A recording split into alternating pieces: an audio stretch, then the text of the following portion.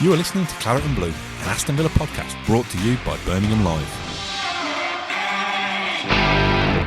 Hello, welcome back to the Claret and Blue podcast. My name is Dan Rowlands and I'm joined by Matt Kendrick, Ashley Priest and a podcast in person debutant John Townley, easy for me to say, for our big Claret and Blue pre-season preview for the 2022-23 season. Yes. Got it, nailed it this time. Slick, super nailed slick it. That was.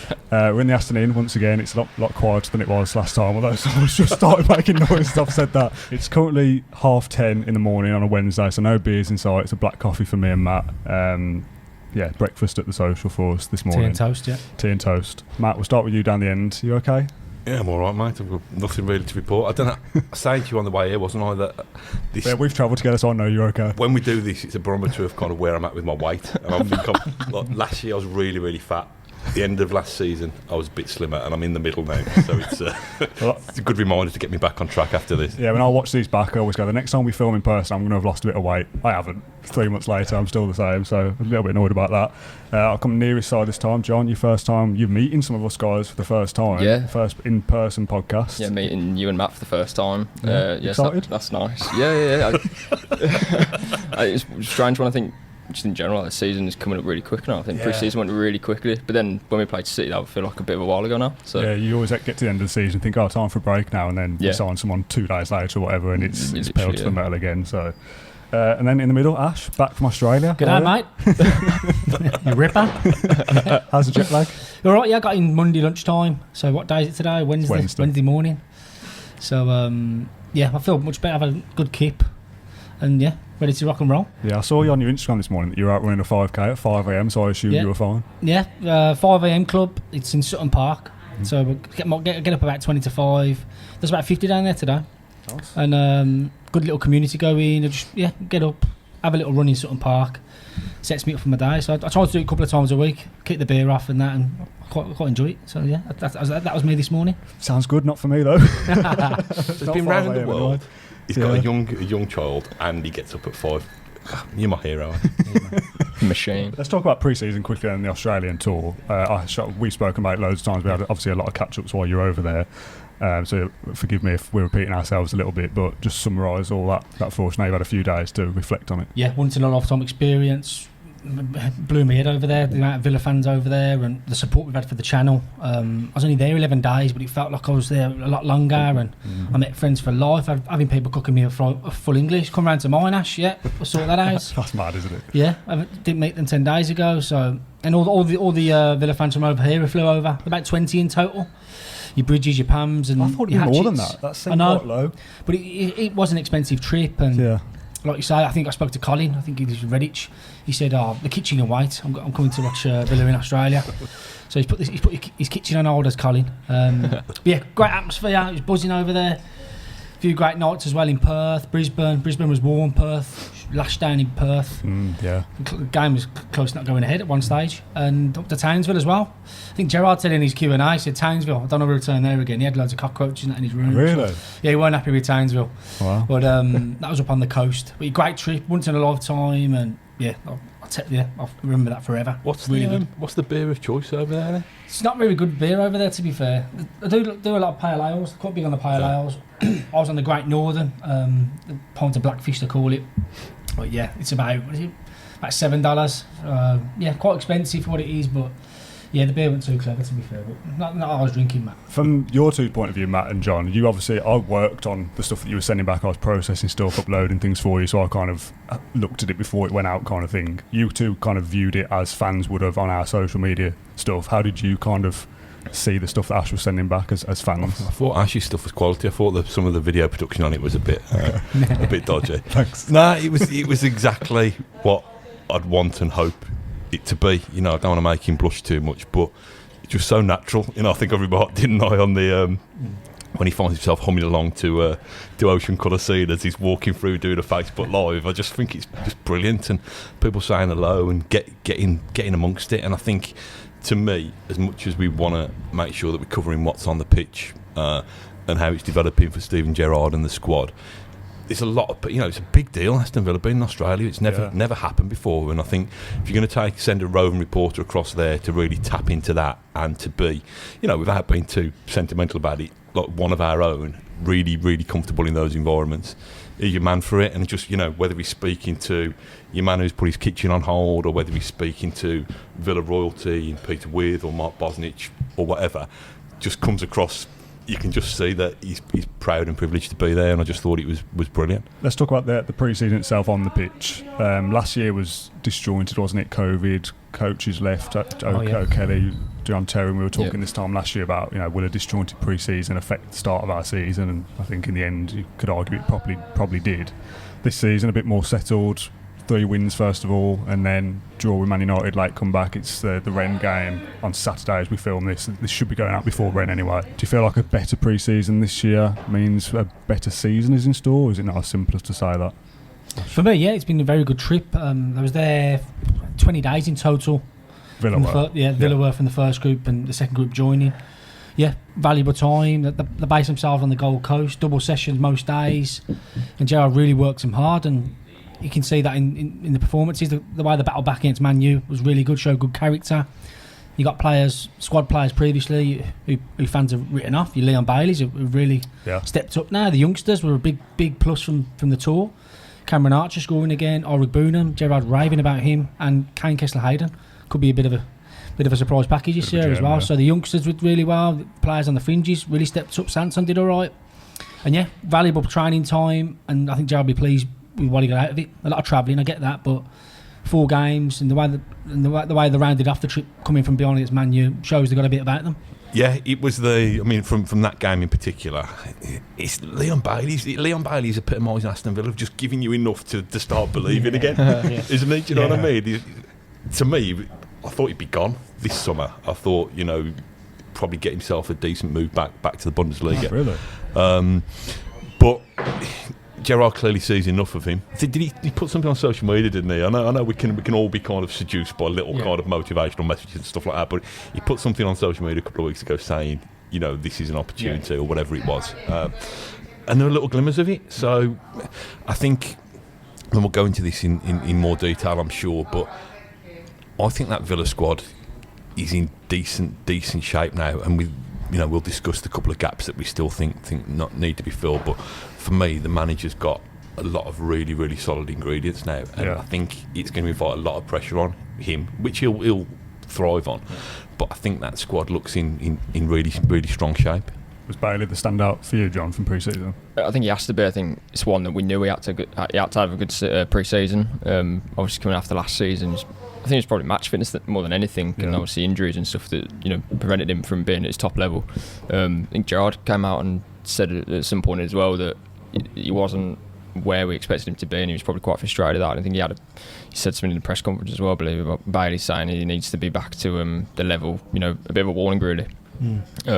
So no, really positive for him. Just on that United game, though, I was a bit disappointed. Obviously, you can't help the weather and the conditions necessarily, but it was tough in the first half because I thought the pitch was so bad we couldn't play as we'd like to. Obviously playing out from the back, that sort of modern way of playing, but even for United as well in the second half, I think there's no sort of surprise that both goals come at the same end where it's just a mud bath in front of your 12-yard box. So I thought that was a bit frustrating because we almost got 45 minutes out of that, when that, and obviously Stade Rennes needs to be a full 90 minutes of proper work. So I think Gerrard would have been frustrated with that, but if anything, it's just good character and good plenty of positives to take out of it from obviously coming against that and getting good results. I did enjoy the Bruno Fernandes highlight reel as well. We've seen that doing the roads. Obviously, got a bit of history for the penalties he conned out of us in the past. Just somebody had weaved together like 90 seconds of him, and I don't think he completed a single pass. I mean, I'm sure it's a Bruno hater who's done this, so I'm sure there were some good moments as well. It wasn't me. Neil Critchley is probably the downside of Australia in some respects with a passport issue, whatever that means. I don't know whether he couldn't get one in time or whatever it was, whether I assume he's had a passport in his life before. I don't know, whatever. How much of an impact do you think that would have had? Obviously, you were seen a couple of training sessions. Having your first team coach on Zoom, it's not a deal, is it? No, I was wondering how they got rid of the time zones and stuff. Because you're getting up at 2 a.m. to speak to Gerrard. I'm not sure how it works, but didn't know choice to this. No, really. I asked Gerrard about that. He said it was a big blow. You want him embedded in the group and the players getting used to training methods and stuff like that. Because I watched a couple of training sessions and I think it was Tom Culshaw who stepped up in his absence as well. So, yeah, he missed out on valuable training time with the group and getting to know them as well behind the scenes in the hotel. But yeah, now's the time. I think he'll hopefully get to France quickly.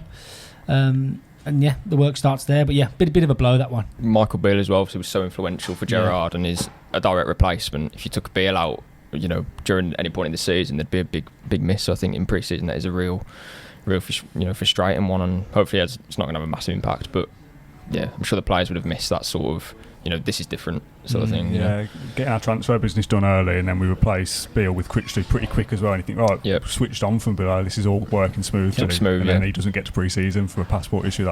It's annoying. 2 weeks pre-season as well, and that's probably the most important stage of it as well. Well, he's the assistant manager in pre-seasons. Last summer, like you say, Terry, O'Kelly, this one, Critchley. So. Results have been better this year, so I'm hoping that kind of keeps us going for the start of the season. Let's talk about transfer business then. Obviously, like I just said, we got it done quite early, and that kind of had us all excited for the summer ahead. And it seems to be that now everyone's going, sign some players, what's going on? Why have you slowed down? Whereas you kind of think if we'd have been quiet at the start and signed the 3 players in the last week or two, everyone would be buzzing with that. So, Matt, come to you first. How do you assess the business they've done so far? Didn't we do all that? Didn't we do that on the end of season one? Because they'd signed them one within a couple of days. Regular viewers and listeners will know that we always talk about progress being, the way you judge progress is that you're upgrading your first team. Yeah. You're replacing your lesser first team players so that they then become your squad players, and I think Villa have done that in a couple of areas again. Obviously, we've really got high hopes from Kamara, and what we've seen so far is don't want to judge somebody on the basis of a couple of games in pre-season, but that looks like an upgrade on a position that's been a problem for us for a long time. Likewise, Diego Carlos is a beast, isn't he? But he's a footballing beast as well, and I think he's going to be an upgrade. I think that unit there, that central defensive unit, the options that we've got, I'm very, very pleased about that as well. Ludwig, another one. It's an interesting role to fill, that isn't it? Because you'll need to be somebody who's good enough to be competitive, but probably also in a stage of his career where not happy to play second fiddle, but realises that he's coming in on those terms. Who have I missed? I'm just Olsen and Coutinho. Yeah. So, which again, I'm greedy. I want new, fresh, shiny things. I think it's decent. I think there's a couple of things. I think Villa probably do need. I still think that they need another midfielder, but probably been making that plea for years now. And I think the fan base, just because they're a greedy bunch, are just craving some more excitement of signings. The centre forward one as well, but again, how greedy do we want to be when we've got Danny Ings, Ollie Watkins? We've got Buendia, we've got Bailey, we've got Coutinho. That's not a bad forward line, and that's why I repeat what I said earlier. It's up to Steven Gerrard and his coaches to try and get a tune out of these players. Yeah, that squad that we finished with last year should have been better than 14th, and we've strengthened it, so it should already be good enough to get up to 10th and above. If we do add any more, then the expectations go up again. John, how do you rate the business so far? Yeah, I think it's really solid. We've improved the spine a lot. I personally don't think we need a striker. I think there needs to become a point where we stop. If you look at all the signings, so Ollie Watkins, good signing, Matty Cash, good signing, Luca Dean, brilliant signing, Kamara, you could go for the whole team and say it's a brilliant signing, especially at the time we've done them as well. Yeah. Like Leon Bailey as well, comes with great pedigree, Coutinho too. At what point do we give in and say, right, let's try and make this £30 million of Danny Ings signing work? We can't keep holding players, in my opinion, especially in those roles, because you've got a young kid, Cameron Archer coming through, who's supposed to be the next thing for us, and you can't block those pathways of the kids coming through as well. So in general, I think really good business, and I think it will show as well that holding midfielder role, especially, is massively important to the way Gerrard wants to play. Diego Carlos as well, obviously, Sevilla fans are almost making it out as if it's one of their best players ever. Potentially the midfielder probably needs to come in. I agree with Matt. I think if we're sort of not necessarily weak, but can we improve anywhere? Probably in midfield, whether that's a competitor for Ramsey or McGinn.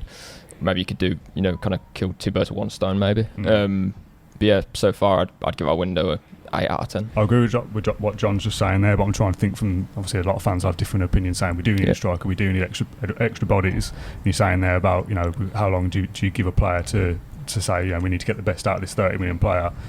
Is it so when we to write them off after 12 months as well? When you sign Danny Ings as well, that's a player, I think only Vardy and Kane scored more goals in the 2 years previous to when he joined, and just like 20 goals in a season for Southampton. Like, what do you want? Like, I know necessarily might not fit to Gerrard completely because it's not a Gerrard signing, so I can understand that argument. But I think each summer's got to be, you know, maybe next year we look at a striker if Danny Ings isn't, you know, doing the business, or Ollie Watkins doesn't get double figures or whatnot, and you can buy someone that fits Gerrard, you know, very well. But yeah, I don't want to write off players after you just sign them for 20, 30 million. You know, we've obviously got wealthy owners, but you can't be spending 100+ million every summer. Yeah. There needs to be, you know, a bit of realisation there, in my opinion. I suppose some fans, Ash, would argue that, you know, if someone isn't sticking the ball in the back of the net, you don't want to write off the upcoming season by saying, you know, is it Europe or bust kind of thing. If Danny Ings and Ollie Watkins only score 18 goals again between them, or whatever they're finished with, that won't be good enough, will it? No, yeah. Talk about the fans. Watkins got a bit of stick over pre-season. He hasn't scored yet in pre-season in Australia, so he scored against Warsaw. Yeah. He just missed the odd few chances, and that is frustrating. But I'm with John. I don't think we need a new striker. I think Watkins. What strikers don't miss chances? Strikers don't score every single chance. Exactly. And if you took him, he'd get 20 a season, and all of a sudden that's a £60 million player. Yeah, Watkins will have the bit between his teeth. Got World Cup coming up. He's desperate to get in that England team again. Yeah. He finished on 11 last season, 14 the previous. He'll want to go another level now. And yeah, it's good competition between the pair. I was at training. I did 2 training sessions in Australia. And Danny Ings' finishing is incredible. Yeah. I swear, his finishing was a joke. So he's looking razor sharp. I know he hasn't had much service, to be fair, playing in that system. And it's still pre-season. It's still pre-season. You get dust off the cobwebs, don't you? And as the days tick down now, I think we're in good nick up front. Cameron Archer can't stop scoring. So I think up front we're fine. Fans want more, don't they? The appetite for transfers, but like you say, there's another month after the season starts. If they want to address that, there could be an injury, but we'll see. But I'm happy with the striker department. I think the Watkins and Ings, £60 million pair there, both proven goal scorers in the league, and obviously Villa want to kick on. I think they need to show a little bit more as well, and they'll be determined to do so. Let's answer some of these questions. And the first one, I mean, all of these 3 about midfield, so we might be best just doing them all in one go, but it's a lot for me to read, so we're doing one at a time. From Mobley, could you discuss the midfield issue that we have, specifically how static McGinn and Louise are in transition, which is causing the link up to our front 3 to be slow and obvious? For me, I think certainly on Louise, I think there's going to have to be a decision to be made. Obviously, got 12 months. We don't know if he's going to be signing a new deal. I'm not sure. I think McGinn cops a lot of slack because I'm not too sure actually. I think last year's numbers in terms of attacking output might not be great in terms of assists and goals, but I think his progressive passes and his and his different, you know, the more technical stats. He was really good. You know, one of the best in the Premier League at, you know, certain things. So I think he gets a lot of slack that probably doesn't deserve.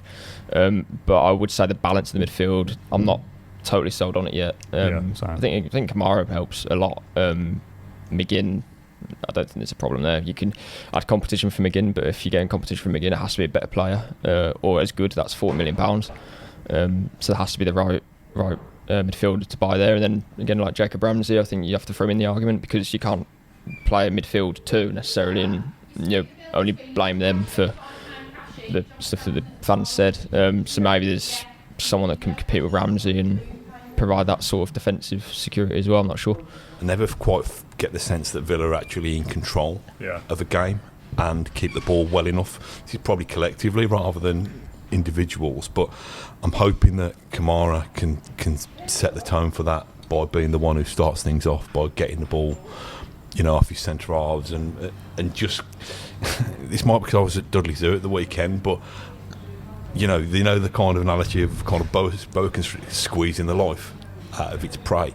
I think I'd like to see Villa be able to really kind of build up that head of steam and really control games. I don't know whether that is a recruitment issue or that's just a being better in possession issue. I think Villa were, I don't know, we haven't got Statman Pat with us, but I can't imagine there were times when Villa really dominated the ball, especially against the higher teams. I suppose you're not necessarily going to dominate the the ball against the higher teams, but you at least need to keep it and build up a head of steam. I think when Villa score and stretch teams and get behind teams, it probably comes from just a quick shock, random moment of brilliance rather than this concerted pressure. And I'm not saying take that away, you still need those quick random moments of brilliance, but I just think I want to see Villa, particularly at Villa Park, to start really exerting more control on games. Teams that are playing for Europe, your West Hams and Leicesters, their midfields, you like an Ndidi, Tielemans, Maddison, West Ham, Souček, Rice, those players are either big guys, big physical guys, or they're worth £60 million. So have Villa got that? I think Kamara benefit massively, and I think McGinn is there as well. But the depth in terms of proper quality, that's probably what I'd question. You've got Sanson and Luiz and stuff, but are they at level to really push us on? I'm not convinced. The kind of best formation comes up later, but we'll probably play 3 midfield. So there's Luiz, Kamara, McGinn and Ramsey as 4 midfield options into 3, I think. I don't know how many minutes Sanson will get. Chukwuemeka obviously probably won't even be here. Nakamba is an option, but probably not a starter. So you do kind of need someone else in there, I think, even just as an option to compete with those guys. There's a comment from Ryan here who mentions Tielemans or Ruben Neves as options to go after, but again, how much is that going to cost? That's a dream, that is, yeah. But that kind of player to play with Ramsey and Kamara, so McGinn kind of be in rotation with somebody, is that something you think we could go for? A more creative midfielder who's going to someone who keeps the ball better, ball retention. Jacob Ramsey's great at powering through, running at the opposition. McGinn the same, bull in a china shop, he'll fight for you. But we need someone a bit classier. Kamara brings that, range of passing, keeps the ball. Be a bit patient, as Matt says. Try and wait for the opportunity as opposed to gung-ho. Need to attack. Bring a bit of patience to it, keep the ball better. I think Gerrard's looking for that kind of player. Douglas did that well against Man United, I thought, in the second half. We struggled to get hold of the ball, and Douglas does that quite well. But I think with John, we need another one in there, and someone who can dictate the play and slow things down when they need to be slowed down, and then wait for the right opportunity to attack. But I think Ramsey's your runner, McGinn likewise. And I think we need just something a bit different in there, and I think it's imbalanced at the moment. And as Gerrard said, he's looking to strengthen, and I think we'll get one more in. I mean, there'd also be less pressure on Archer as well, I suppose. Ings and Watkins, I was going to say, to score goals if we've got a midfielder who can get 10 as well. Yeah. I think somebody in the comments said about, or somebody on social media said about like Man City, Chelsea, their top goal scorers like Mount, De Bruyne, like these midfielders. Obviously, that's a level above us, and their side a level above us as well. But McGinn not contributing enough. Ramsey got 6, I think, which is decent enough. But you want someone like Ward-Prowse who can score decent numbers from set pieces, and that takes pressure away from your forwards as well, doesn't it? Getting goals from midfielders is obviously massively important. Ramsey, I do think, will eventually become a player who can get double figures. But with Ash, a player that can control, like Douglas Luiz can do it, but there's so much to a midfielder these days. He says people don't even play with strikers sometimes. The top teams anyway. So midfielders are. Here's us playing 2 up front. Got like 4 options. But no, I think that midfielder that can really control the game and dictate it and really take it by the scruff of the neck. That's something that we've been missing for a few years now. Ramsey's just burst through from nowhere. Local lad made good. I like him. I like the fact that he can sort of set the tempo, that he can carry the ball forward, and he's brave in possession, and he'll advance Villa up the field. McGinn, like Ash says, he's like this kind of whirling dervish who we're obviously fond of because he's been one of the originals who's kept us, who stayed with us on that journey. So you don't want them to necessarily be the fall guy, either of them. But this is how you improve, and I just wonder. This is really weird because they're not the same player, but are they too? Do you know what I mean? Are they too similar? Do you play one or the other in there really? I think if it's 3, it's Kamara, Ramsey or McGinn, and then there's 1 spot left for new signing. And a new signing has to be a starter. There's no point bringing someone in for 10-50 million in the Sanson role who's going to contribute here and there. It's got to be big Tielemans, Neves. I'd be interested to see Gallagher, whoever. Could you do say Ramsey? I love Ramsey. I think Gerrard does want to build a team around him, but could you do a McGinn slightly more advanced like he does for Scotland, and he almost scores every game, and then can you have someone who's more controlling in his role? To me, that you've got a bit of everything there. 5 subs as well, so there'll be options for rotation. Exactly.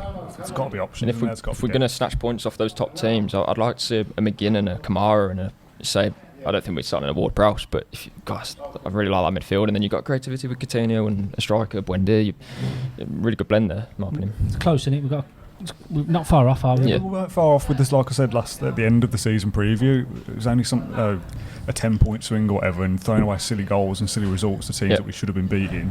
It's not inconceivable that we make those points up this year, but the sides around us have improved as well, and if it's as simple as that, you just go straight up there. If you go, this might be a question that I'm preempting further down the line, but if you go through what we think will be Villa's starting 11 or close to the starting 11, would you say that everybody in those positions would be in the top 5 or 6 players in their position in the league?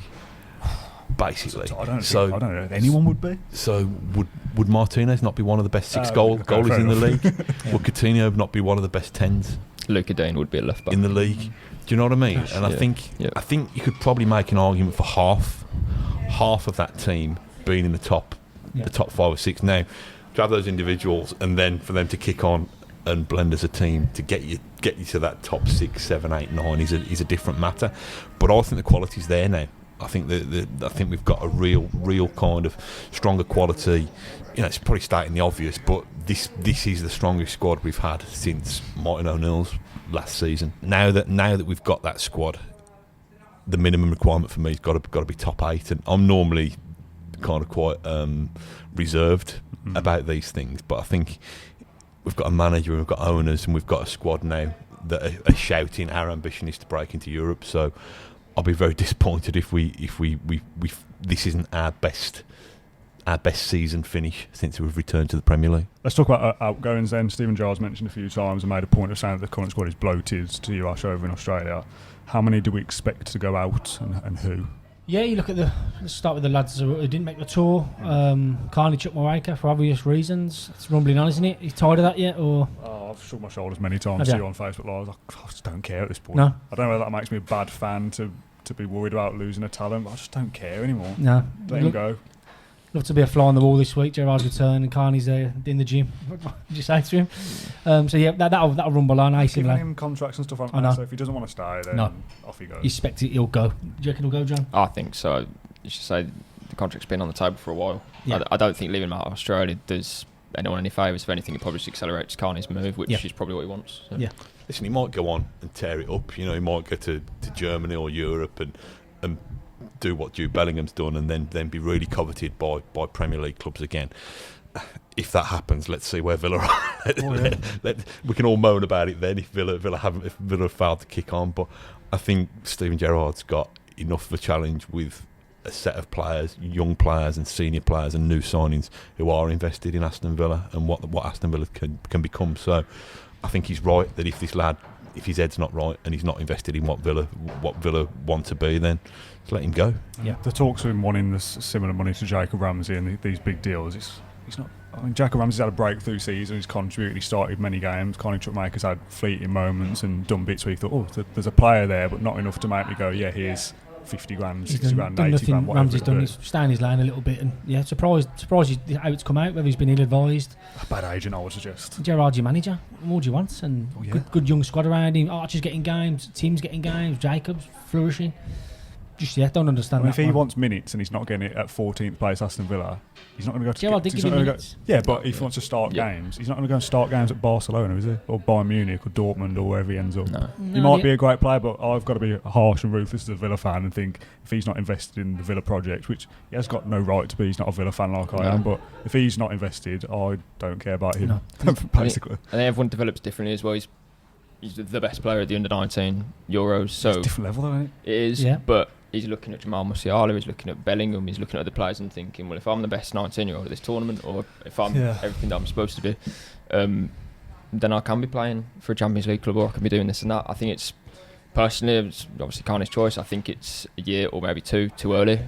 By 22, he could be one of the best 22-year-olds in the world, but he might not get the opportunity if he's sitting on a bench at Barcelona, AC Milan, or wherever he needs to be.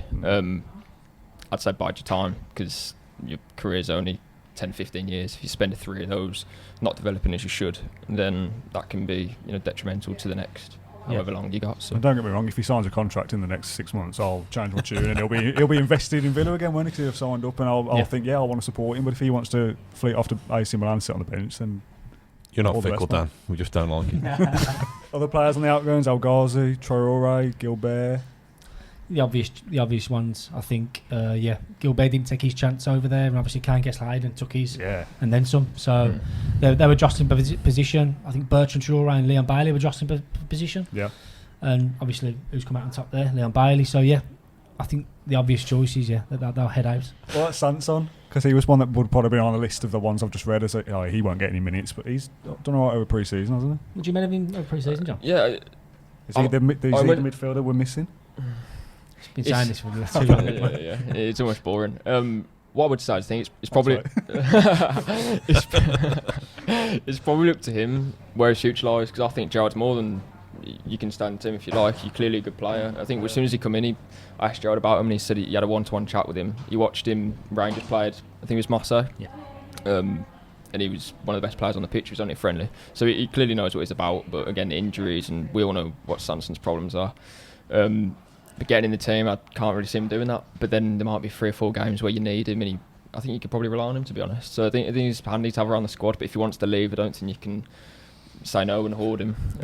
But no, his pre-season, I think he was really solid, especially in that Man United game. He's put on a bit of I remember this one, he's taken the ball and he's gone down the byline or something. He's quite quick. I didn't really know that he had that sort of energy in him. But he's a quality player. He played in the Champions League. We know what he is, but can we rely on him over the course of the season? No. But if you need him for a couple of games, I'm more than happy. I think you can rely on him from an ability point of view to step in and do a job, but fitness is exactly the thing, isn't it? Same with Bailey to a certain extent as well. Comment from Matty Demon, he says, if Traore and El Ghazi leave, do we need to sign another wide player? I wouldn't sell Traore. Not again, if he wants to go, you can go. But if we're playing with wingers, then I know you got Buendia, but I'm not sure if Gerrard fancies Buendia with Coutinho either side of a striker. If Leon Bailey gets injured, which is a possibility, all of a sudden you're left with possibility. You're left with very few options, and don't get me wrong, Traore could also be injured at the same time. But True. Yeah, I'm not sure. Maybe a winger might be on the cards next summer or something if we know that that's the system that you want. Because say left you got Coutinho, who's not really an out-and-out winger. Neither is Buendia. Yeah. And on the right you got Bailey. If Bailey is our best player next season, we're playing with wingers the year after. All of a sudden, you're thinking we need options to plug those gaps as well. So, yeah, I can see Traore staying this year as long as he'd like to. So it offers something different, doesn't he? Tricky, quite tall. Yeah. But you never know what he's going to do. He's a maverick. The brilliance to the bad, really. Somebody said it on the comments. He was either awful or outstanding. I thought, I'm not sure I agree with that. I don't know whether I've ever seen him be outstanding. I've definitely seen him be awful. He'll have the best compilation. I think the Fenerbahce fans were all over the compilations because the West Brom goal, that Man United goal last season. He's clearly got talent. Yeah. I don't know. It's interesting for me because I think there's so much onus on the attacking width to come from your fullbacks and your wing-backs. I'd almost be inclined to say that any wide players that Villa look to recruit now should be able to do both sides of the game. And I just think, I don't know, we've spoken about Trezeguet, El Ghazi, Traore being, delivering occasionally. I don't know how you'd get them on the pitch regularly. And it's interesting what you say, because Buendia and Coutinho are naturally going to drift inside rather than hug touch lines. But I think that's where you almost want Luca Dean to have the same kind of energy as Matty Cash and be really kind of owning all of that touch line. But I don't want to be harsh on any of them. I wouldn't be upset if El Ghazi moves on now. I wouldn't be upset if Traore moves on now. So yeah, I agree. I think that's the system you just said is fine with Buendia and Coutinho as wingers that cut in, fullbacks bomb on for overlap. Then Ramsey and McGinn or whoever play midfield have to cover the fullbacks, and they don't do that very well. And then the midfield's exposed and on the counter, and that's how Man U got their goals. We're 1-0 down. So on paper it kind of works nicely, but without the midfield being solid first, it doesn't really work. Who needs to have a good season? Personally, for Villa to have a good season, which player would you kind of look at as the one to watch? So Gerrard then. Gerrard in midfield, the missing man. I think one key man, John. Well, it's probably a bit obvious, but I think Kamara is that important to the way Gerrard plays. I think if Kamara plays well, Luca Dean plays well. In terms of he's allowed to do his thing, Matt Cash is allowed to do his thing. The defenders are more comfortable. He's almost like the linchpin to it all, and it's a lot of pressure because he's only a 22-year-old, but we know he's got the quality. Might take him a little time to sort of adjust. I think against United, he was a bit kind of sluggish, a bit almost. I don't know. Maybe that was the pitch as well, but I think if he plays well, we have a good season. You nodded along there, Ash, do you agree? Or Yeah, Kamara's huge next season. For what he'll bring, he'll bring more style and a bit more control. What Villa are doing, which helps, obviously, in the final third. But the name that jumped out for me when you asked who I'm expecting more of a big season from, Watkins probably. Watkins wanting to surpass what he did the first year, 14 goals, wanting to really score frequently and become the player we know we can be and do that. So Watkins massive for him, and another one, John McGinn. I want to see him getting close to double figures. I think he's got 3 in each of his 3 years at Villa, which is 3 for him, scoring as he does for Scotland. I know it's a different level, but get more goals in McGinn and Watkins scoring. I think that'll push Villa up the table. So yeah, Watkins and McGinn, they've been here a while now, but I think can they kick on now and really take us where we need to go. Coutinho for me, I think, because what we've seen of him so far, you either get a 9 or a 10 out of 10 for him, or you get a 5 or a 6. I think if he's getting a 7 or 8 every single week, Villa are going to be creating chances. And we've said that, okay, Danny Ings and Watkins might need 2 or 3 to score one. But I think he is the key to making Villa Park erupt most weeks. I think it's amazing that I think Jacob Ramsey is the only person who is continually on the same wavelength as him, from what we've seen in the first couple of months. So I hope that a good pre-season with that squad means that he's more in tune with the runs that Ings making and the runs that Watkins is making and that kind of thing. And I think he can be the difference. I still can't quite believe that we've signed a player of that quality in what should be his prime. So I think you keep him fit and you get him playing consistently well, and you get people on the same page as him. I think it could be the key to Villa really kind of doing the business at that end of the pitch. I think Martinez would be my pick. Didn't have a shaky season last year, but again, similar to Watkins, not as good as his first season in terms of clean sheets. I think if he breaks Frieda's clean sheet record and Watkins gets close to breaking the 20-goal record as well, 2 ends of the pitch are obviously both key. And we're just saying there about Watkins needing 5 or 6. He'll need to score less goals if Martinez keeps a clean sheet every game. I know it's not as simple as that, but good foundations first of all. How much pressure is on Steven Gerrard? And we asked this last year when it was how much pressure is on Dean Smith, and I probably stupidly said I don't think there's any pressure. So I thought, we've made these signings, he's lost Grealish, even if we finish 12th, that'll still be a decent season. 3 months later we sacked, so a lot of pressure on him. How much pressure on Gerrard for you? I think you saying that, and the fact that we did sack Smith after 5 games, because there was a project going on there, and all of a sudden it was like, actually no, we want Gerrard now, and now there's a project. That itself kind of convinces me that this is long term as Gerrard wants it. I think so, and I don't think that we'll be, as Matt said earlier, we've got so much quality in the team now, or enough quality to not be with, dare I say, Everton, Saints, Leeds. We're almost that bit above now, and I don't think we'll be a million miles away from around that 7th position. I said last season 11 points out of 7th. That's crazy considering we lost to Watford twice. That's 6 points. Newcastle away, Southampton away, Brentford away, Burnley at home. It's like 23 points there that we dropped. You get half of those, we're in Europe. It's mental, and we've only had Gerrard for half a season. So I wouldn't say pressure. There's always pressure, of course there is, but I don't think we'll be in a position where it's like, oh, well, that's just not good enough. I think we'll always be in touching distance to those teams. So yeah, of course there's pressure, but I don't think we'll be in a position where a decision might be made. Let's put it that way. Yeah, I think huge pressure for me. Obviously, the signings he's brought in, the Coutinhos, Diego Carlos, Kamaras, beating off Champions League clubs to get them. A lot of expectation. I was over in Australia. I think they had a Q&A, Christian Purslow and Gerrard, and Christian Purslow was bigging up. We want to gatecrash Europe. Europeans the dream here. And the following day, Gerrard was asked about his comments. Bit of pressure. He goes, "Yeah, I think we need to one step at a time.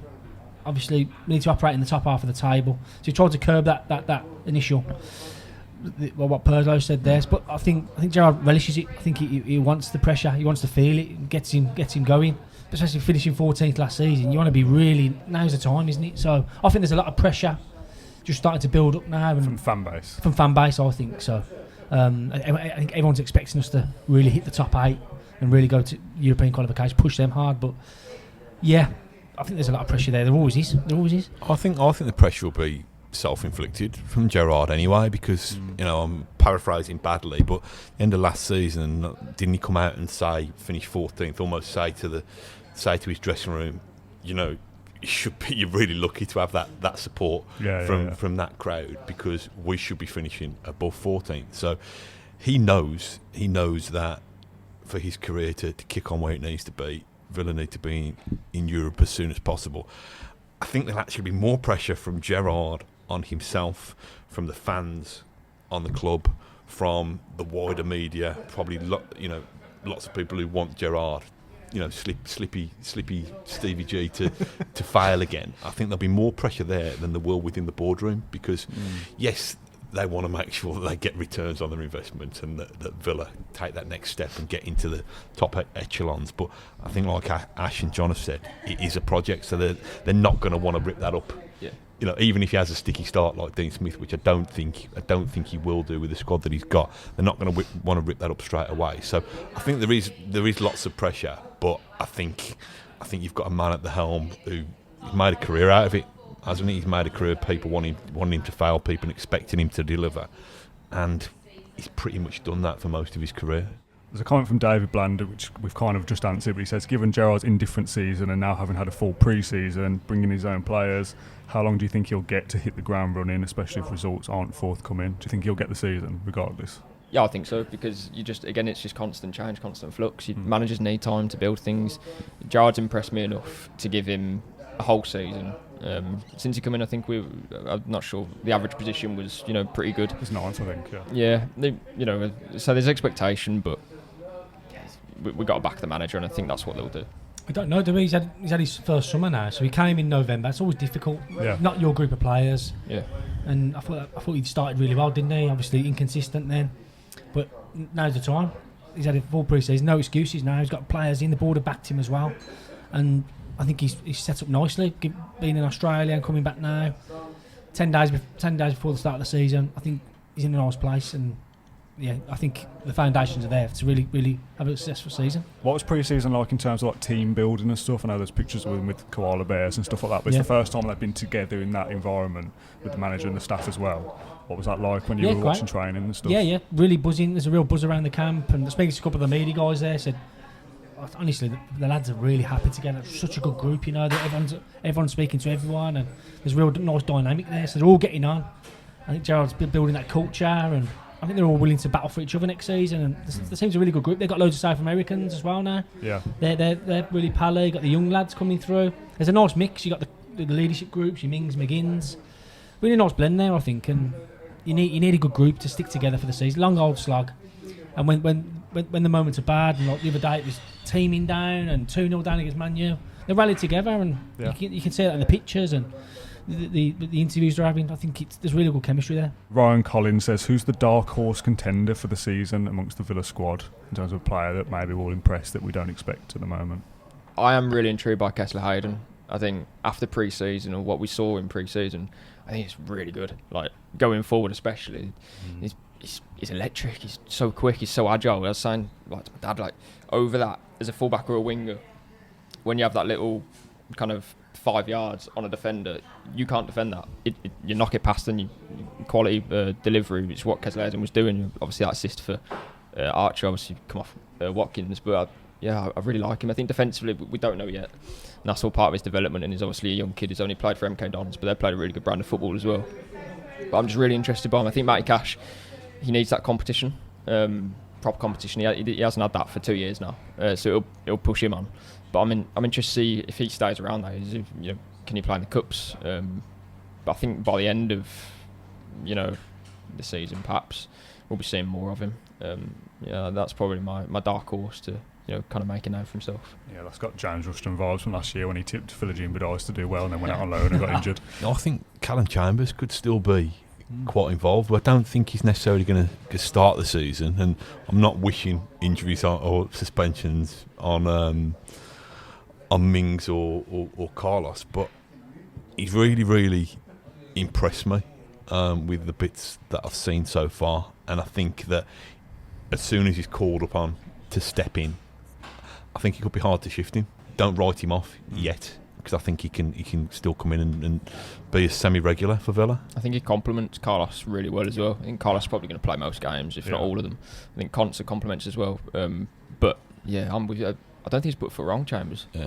Like, you can't displace him if he's playing that well. Ash?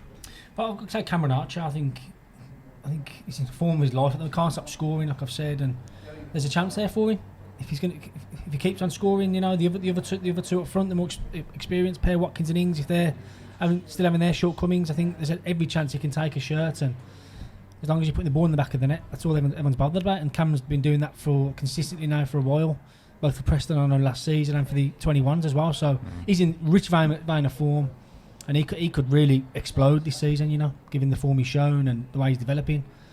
Got a knack of scoring goals, and they're priceless. So Cameron Archer. We'll stick with the striker debate then. We did a bit for our pre-season last year when we talked about how many goals would Ings and Watkins get between them. I think between us we said something between 25 and 35 goals. Didn't quite go well. If Archer does stick around and that is the three, how many goals will that trio score between them? Well, I think Watkins get double figures. He could probably get the same as what he got 2 years ago, so I'd give him 14 to 15 to be fair, because I think we'll have a good season.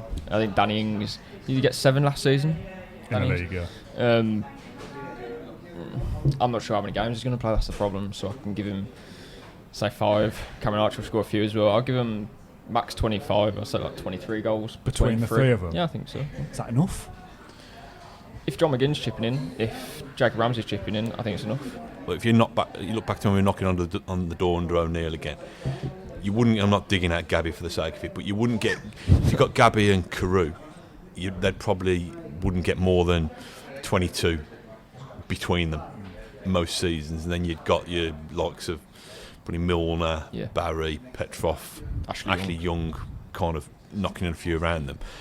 I think if Ings and I have toned myself down from last summer, I think if Ings and Watkins as a two get 20 goals between them, that's a little bit of progress. Obviously you'd want one of them to try and take the mantle and score 20 on their own, but Archer's a really interesting one for me, because I know Ash is kind of putting forward as a bit of a dark horse. I think there's that much kind of hype around him now that if he doesn't come on and score less than 10, you know, if he doesn't score 10 goals this season, we'll all be disappointed. Yeah. Maybe a better question then is, how many goals do Villa need to score as a team if they want to get to promotion?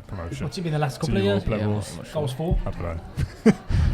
It used to say that we would need 70 in the Championship to get promoted, so is it 70 to get Europe? Leon Bailey needs to get amongst the goals. Coutinho needs to get amongst the goals, which he did when he first joined. Yeah. Buendia as well. 3 goals was it last year? Yeah, needs more. Needs more goals. If you 15 more than last season, whatever that was. Yeah, that's about right. Dan's busily doing the maths here. I've got some data. 70 wasn't far away, to be fair, as a guess. So, for context, Tottenham got 4th and they scored 69, conceded 40. Arsenal got 5th, scoring 61, conceded 48. Man United scored 57, conceded 57. West Ham got 7th, scoring 60, conceding 51, so goal difference of +9. And Leicester scored 62, conceded 59, +3. Villa scored 52 last season, but conceded 54. So concede 10 less, scored 10 more. 60 is the target then. Yeah, 60. That's your ballpark, isn't So it? if you're only getting 20 from Ings and Watkins, you're asking 40 goals to come from the rest of the squad? But is Watkins going to get more than 15? If he does, that's a tremendous season. And if I think Danny Ings gets into double figures, that's a very good season as well for him, because I don't think he's going to play enough games to get more than that.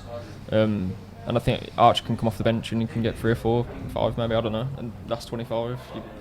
Yeah, I think that's Where's the other 35 coming from? Yeah, but I can't do the math, but yeah. Couple of own goals, Leon, like, these players have to step up. If they step up, we'll get the goals. Like Leon, it's 10 goals, I think, in the Bundesliga, maybe more, in his season before he joined us. Buendia as well got almost a goal every other game in the Championship. Coutinho, we know we can play to the level. I think that's fun. If all your outfield goals can get, all your outfield players get 7 goals each, you sorted it. Not that much to ask, is it? As easy as that. I mean, it doesn't sound a lot when you put it like that, does it? Villa's best formation, and a question from James: what is your preferred lineup? So I'll run through each of you quickly. Just a full 11. You don't need to give me any more than just 11 names and a formation. Who wants to go first? What you all think about it? I'll fill for you for another few seconds. I'll let you an easy one. Martinez starts in goal for everybody, I assume. I don't think we're going to come up... I might be wrong. I don't think we're going to come up with too much different. It's going to be Martinez in goal. I think your back four will probably still start with Cash on the right Dean on the left, and I still would go Mings and Carlos to start the season, despite me saying nice things about Chambers. I think your midfield three is going to be Kamara, and despite what we've said about Ramsey, I'm going to undo everything I've said now. Ramsey and again probably competing for a place. I would still start those two together for now. With Kamara, then it's your front three, isn't it? That is your headache. It still doesn't sit right for me with Watkins and Ings being in there together. Part of me thinks, do you go with you almost two number 10s in behind your one striker? And I'd probably be inclined to try. I think I'd abandon it after the first week when it doesn't work. But do you try with Buendia and Coutinho in behind Ings to start with? Bailey? I don't know. I think it's still, I think there's people ahead of him in the queue. For me, Bailey's got to work his way back in there and make sure that if he steps off the bench for 10 or 15 minutes, he's delivering every time. If I was picking the team for Bournemouth, I think Bailey has done enough to build himself back in there and start over Buendia. I think you'd have the three that you've mentioned, and then Watkins, Coutinho and Bailey as a three, I think. I would have...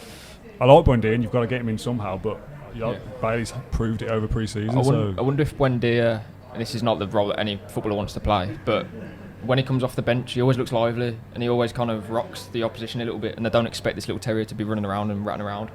I kind of think he excels in that job sometimes. I think if you brought on Coutinho, I don't know if you'd have the same effect. No. And if they're not playing together, I'm okay with Buendia coming on and changing the game, because you need that with 5 subs and whatnot. So yeah, Buendia won't want to play that role. He want to play every game. Of course he was a record signing, but I'm not against him coming on and trying to affect the game rather than him starting and they're used to Buendia and the defenders got his number and whatnot. So yeah, I'm okay with that. I would start, if we're playing Bournemouth tomorrow, I'm playing Bailey right, play Coutinho left, because again I think Buendia can come on and affect the game more so. Watkins down the middle, playing Kamara, Ramsey and McGinn, but I would like to see us say that McGinn maybe pushing on a little bit. Maybe you could take Ramsey out and you can play Douglas Luiz or maybe a new signing in midfield. And I'm playing Chambers next to Diego Carlos. He hasn't put foot wrong. I think you need to reward him. Yeah. Luca Dean, Mike Cash right back, and then Martinez in goal. Yeah, I agree with that too as well. Ash, is there such thing as a best 11 this season, do we think? No, I don't think so. The 5 subs thing and having Given the more depth we've got now, no, I don't think there is. I think it's, you want to be, if you're playing well the previous week, you want to keep your shirts. Everyone's scrapping for shirts now. That's what Gerrard wants, that culture, that competition for places. So, yeah, it's a healthy position to be in. Got a good bench now, like you say, and yeah, going into the new season, I think there's probably 3 positions up for grabs. I think who's going to partner Diego Carlos? I think Mings or Chambers as a shootout there. I'm a bit underwhelmed by Ramsey in pre-season, but that's his shirt at the moment. I think Douglas or Santon could take that, given what I've seen. And then up front, I think it's Watkins or Ings, one of the two. I think Gerrard likes Coutinho. I think he'll be a starter for him most weeks than not. I think Buendia will come on and buzz around and try and make an impact that way. And what would your 3 be then, Ash? My 3? Yeah, up front. Would it be a 3? Yeah, I'd probably go Coutinho, Ings and Bailey at the moment. I was going to ask, it's not something I prepped. I wanted to ask like your kind of a bit like a dark horse prediction for the season, or something, a bit of a rogue shout maybe, or an unpopular opinion. I agree with you. Ings up front, I think Ings will score more than Watkins this season. Yeah, top scorer. You're saying about, I don't know how much he'll play. I think Ings will score more. I think if Ings starts more than Watkins, he will. But I can't see Watkins not starting. And I'm not sure. I could definitely be right, and it would be. I think if you played an equal amount of games, because I think Ings is a brilliant goal scorer, and I think if you could blend Watkins and Ings together, it's a really good striker. But I'm not sure. I think Watkins will play down the middle more often than not. I think he will, but I think, like you were just saying there, Ash, about playing for shirts. If Watkins has 2 or 3 games without scoring, Ings deserves to start. Do you think he will reward him though, Gerrard, and play him? If you've got to set the precedent of did he do that last season though? Do you think there's any prospect of him starting both? What, with just a number 10 behind the 2? I think we'll see it at some point, I think he will away from home against the top 10. I think, to be fair, it worked. Like Leeds, we bad Leeds 3-0, Saints at home 4-0. But I think it was nice and compact, like against Man City. You know, we play well, and it has its pros, but it has its cons as well. I think more often than not, Gerrard wants to play that 3 up front, 4-3-3 system there. There's a question from Mark Thornton. Does that name ring a bell, Ash? He was from Australia. He sent it to me from Australia. He says there's been a lot of talk that Gerrard doesn't like to play with traditional wingers. Is that because we didn't have a recognised winger before? Assuming Bailey can stay fit and his pre-season performances continue, do we think we'll see a change in tactics to accommodate Bailey's style of play? There's been two systems he keeps on playing, the 4-3-3 and the 4-3-1-2, so you want either of them. So he's open to playing wingers. I've just seen with Bailey. I thought Bailey struck up with a really good partnership with Cash down that right side a couple of times, and obviously Kessler Hayden against Man U as well. So yeah, I think he's open to playing them. He's played it throughout the pre-season. He keeps slipping between the two systems, so we'll see. I think he's happy to play with a 3 with one winger anyway, with one traditional winger, and let his man on the other side drift in anyway, and let the roving wing back fill that space really. So I don't think, sometimes we think that you need perfect balance with somebody hugging the touchline on the left, somebody hugging the touchline on the right. I think he's more flexible. That if Bailey is the man that he thinks he's hitting the season running with in the best form, I think he'll accommodate his system to get him in there. Yeah. A question from Hakes. He says, how many points do we have after the first 5 games? Bournemouth, Everton, Palace, West Ham and Arsenal. I still think that's a pretty good start of the season, personally. 15 points available. You want to take 3 points out of Bournemouth and then... 6 points out of Bournemouth and Everton. 7, I reckon, because it'll always do worse than we think. Yeah. 2 wins, a draw, 2 defeats. Yeah, that's standard Villa. 3 wins out of 5 would be enough. I think 3 wins is certainly possible. It depends on what West Ham and Arsenal are going to be. West Ham will like be tough at home and Arsenal. Yeah. We'll go with a little prediction section then, top goal scorer, player of the year, all that kind of stuff, how we always round out these podcasts. I think we've probably all kind of touched on top goal scorer, but just so we've got it on record, everyone's got their names ready. Start with you at the end, Matt. Top goal scorer? Ings with 12. 12. I mean, a lot more. Villa's top goal scorer will get 12 goals. Yeah, but all the rest of them will get 11. Ash? Ings 15.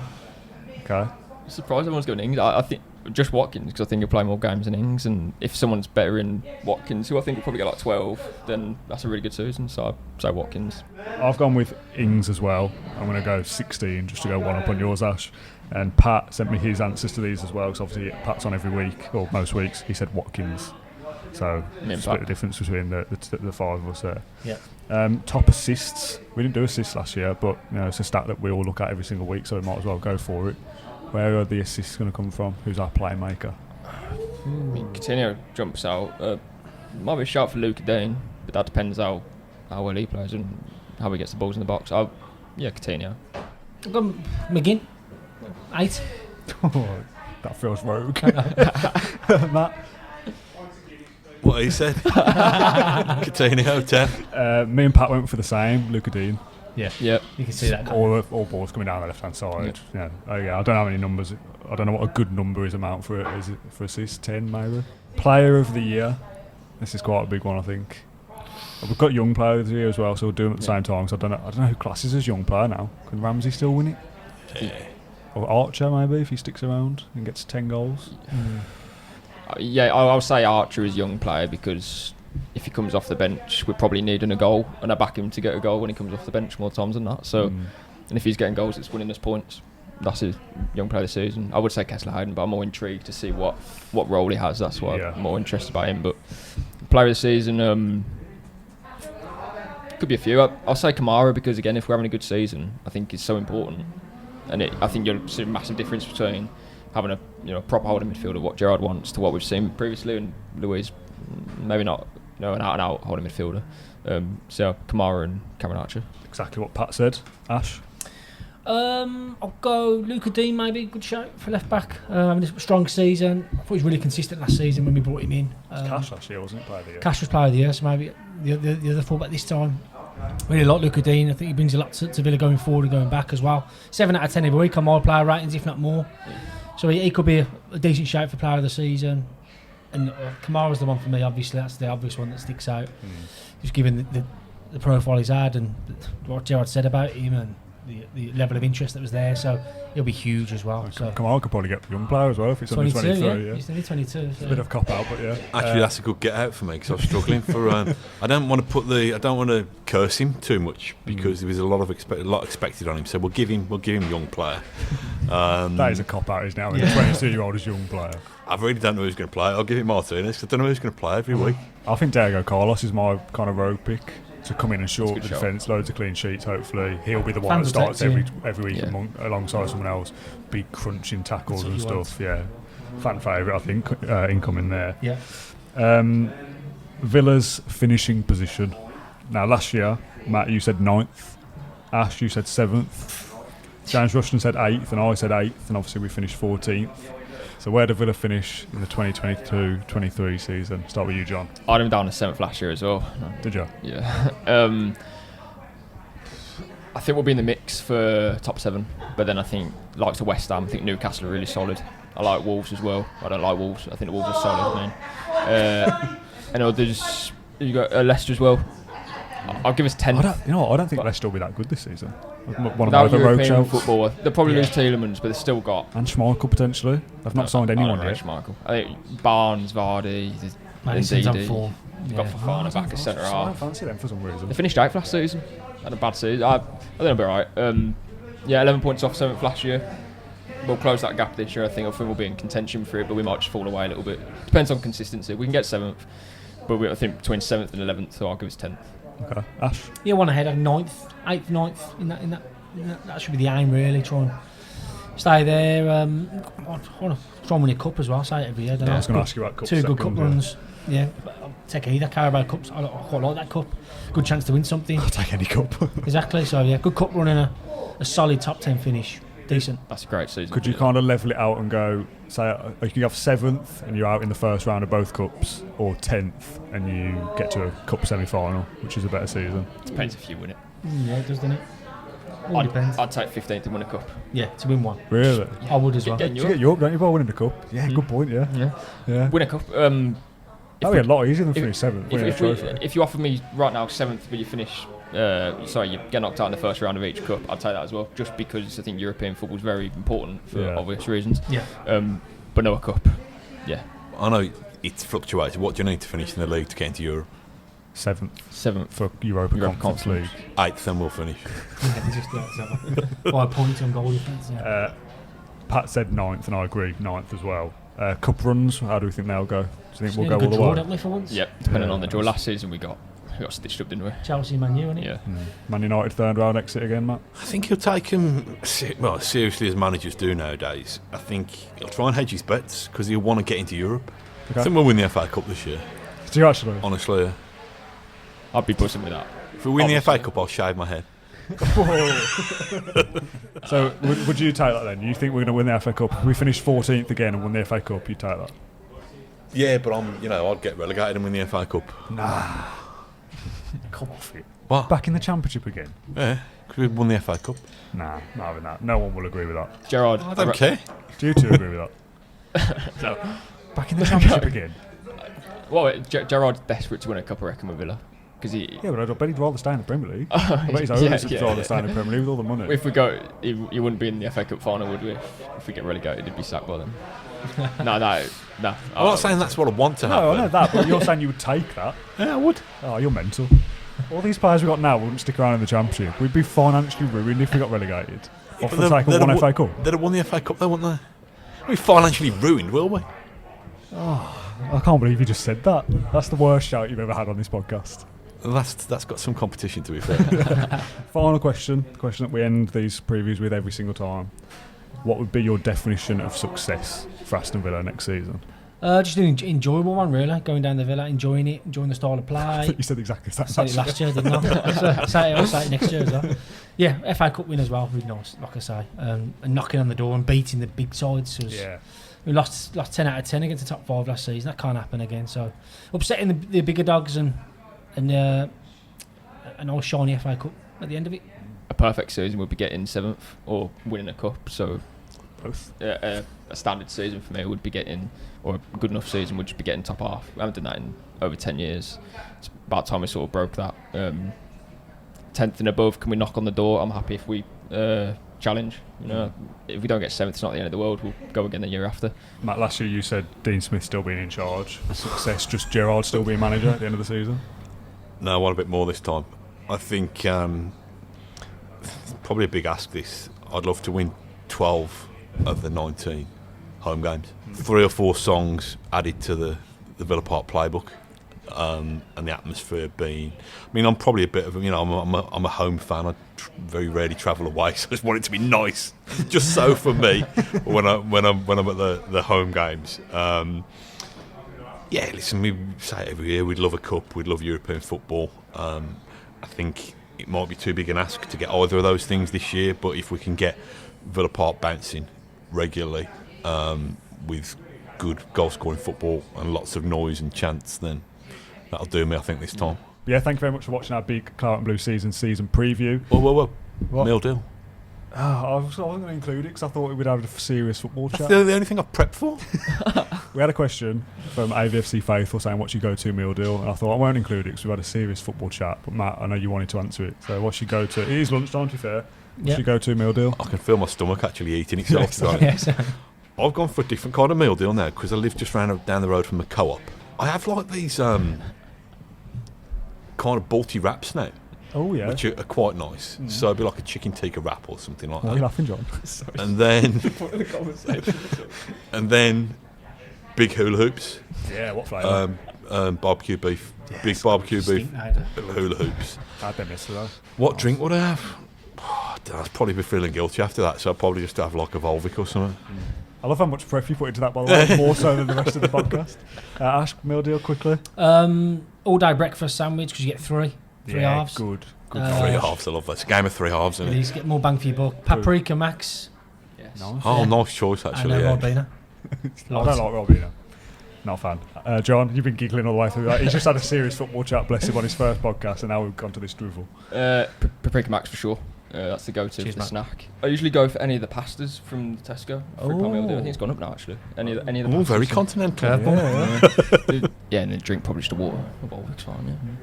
Okay, good. I do like the all-day breakfast, but I'm trying to think of the weight a little bit. So, you know what I like? That's a bit of a rogue shout. Salmon and cucumber on brown bread. Stinking. It does stink, but it reminds me of my nan. She used to make salmon and cucumber sandwiches when I was a kid, so it's a nice start throwback. It stinks, but it reminds me of my nan. No. McCoy's ridged cheese and onion. So the breath is gone at this point. Smelly meal deal. And I like the iced tea. Lipton's peach flavoured. Very sugary, but yeah. It's a random combo, that, isn't it? Yeah. There we go. That is our big season preview.